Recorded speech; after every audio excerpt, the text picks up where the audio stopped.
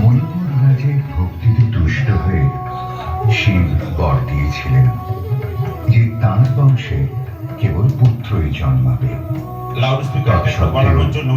যখন রাজকুলে চিত্রাঙ্গদার জন্ম হল, তখন রাজা তাকে পুত্র রূপেই পালন করলেন। রাজকন্যা অভ্যাস করলেন ধনুর্বিদ্যা, শিক্ষা করলেন যুদ্ধবিদ্যা, রাজদণ্ডনীতি। অর্জুন 12 বর্ষব্যাপী ব্রহ্মচর্য ব্রত গ্রহণ করে ভ্রমণ করতে করতে এসেছেন মণিপুরে। তখন এই নাটকের আখ্যান আরম্ভ।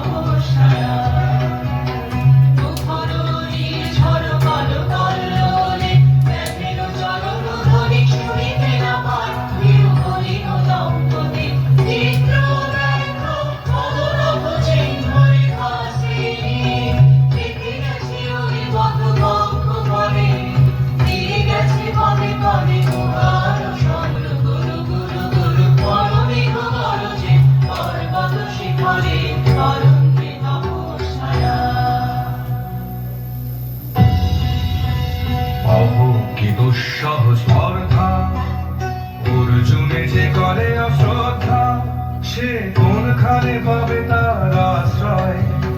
অহ কি দুঃসহ স্পর্ধা।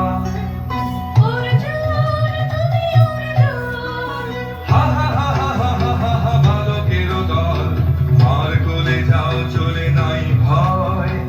অহ কি অদ্ভুত কৌতুক।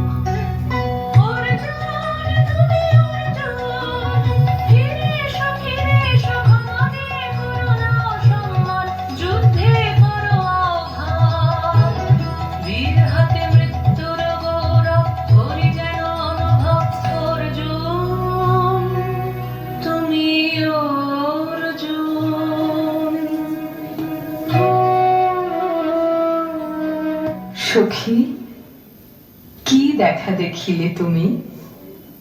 এক পলকের আঘাতেই খসিল কি আপন পুরানো পরিচয়? রবি করপাতে কোরকের আবরণ টুটি মাধবী কি প্রথম চিনিল আপনারে? মধু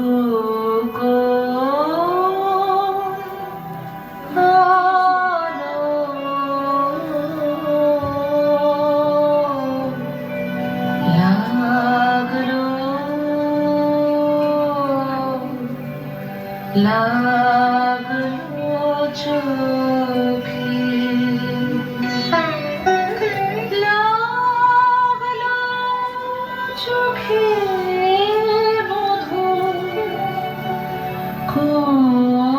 মধু